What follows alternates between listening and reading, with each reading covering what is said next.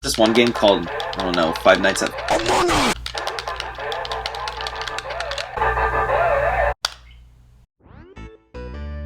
Like many others, video games are one of my favorite pastimes. I played many video games throughout my life, and among those, only a few stand out from the rest, some being nostalgic, and others being life-changing, so I'm here to talk about them.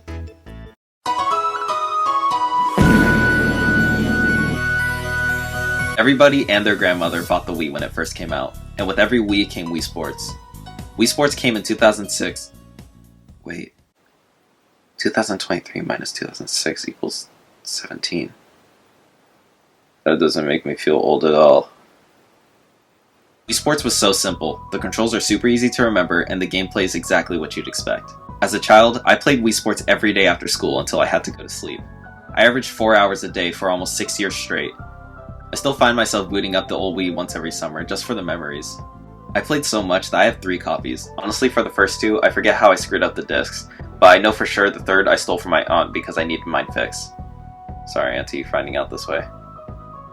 Wii Sports and many other Wii games use the Mii system, and I think that's freaking brilliant because I can make any character I wanted. I would make new Miis until I reached the maximum 100 just for fun. And for some reason, I would give them corrupted names with a lot of Russian text because I didn't know what those letters were at the time, and I thought it was funny. Pro rating system Wii Sports used was super fair and encouraged you to play more. After every match, you are assigned an amount of points based on how well you performed, all displayed on a simple graph. Now this graph, boy did it motivate me to earn more pro status in every sport, except baseball, but that's because it tested my patience too much. The training minigames were fun too. I was always motivated to get a platinum medal, and when I couldn't, no matter how hard I tried, I'm not gonna lie, I was devastated. It's hard to rank the sports, but I would say ranking from best to worst, it would go boxing, tennis, golf, bowling, and baseball. For the cherry on top, the exercise factor was real. In boxing, I got really tired, and in tennis, I swung with everything I had. 10 guess B faces out of 10.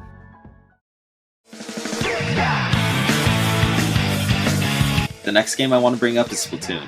To me, Splatoon, and specifically Splatoon 1, is a game like none other. I always wanted a good multiplayer game that didn't bore the hell out of me, and Splatoon delivered. I was never interested in the common shooter games like Call of Duties or whatever because I could never aim, understand the controls to shoot, and I hated reloading. The simple concept of 4v4 turf wars, however, won me over as a kid. I remember waking up early every day during my summer just to play Splatoon.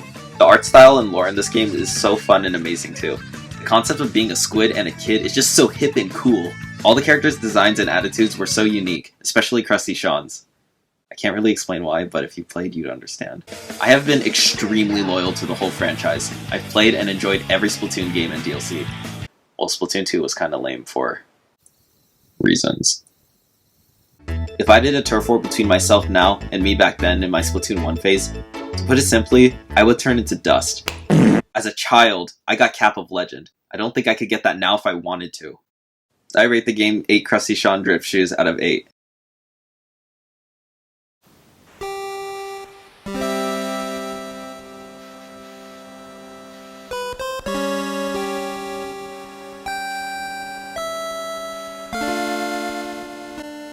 Omori is about a 16-year-old hikikomori named Sunny, who explores the real world and has unsettling adventures in his dream world, coping with his dark reality.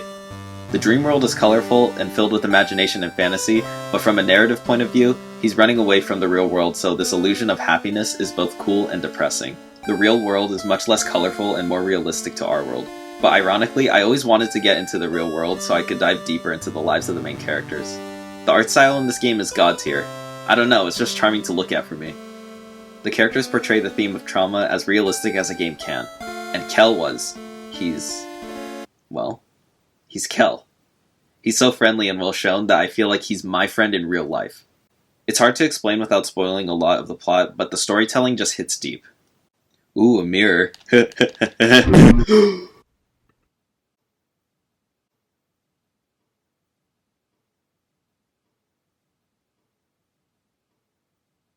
I hold the experience very close to my heart, and I recommend if you're 17 or over to give it a try. 10 Kel burgers out of 10. So those are some of my favorite games that I've invested an ungodly amount of hours into. There's no other... Oh yeah. There's this one game called, I don't know, Five Nights at Funkin' or something. From when the game first came out, I became very interested in the game's artist, Phantom Arcade and Evil Skater. Their art style merged with the graffiti aesthetic inspired me to make more art. FNF really got me deeper into the Newgrounds community, and I had already liked a lot of Newgrounds creators, but FNF was the tipping point. Thanks to FNF, I am now cursed with every drawing I make to have a hint of Friday Night Funkin' pizzazz. Okay, Koibs, can you draw a cube for me? Here. So there are some of the games that are special to me. Go ahead and leave a comment about some of the games that were special to you. Okay, bye.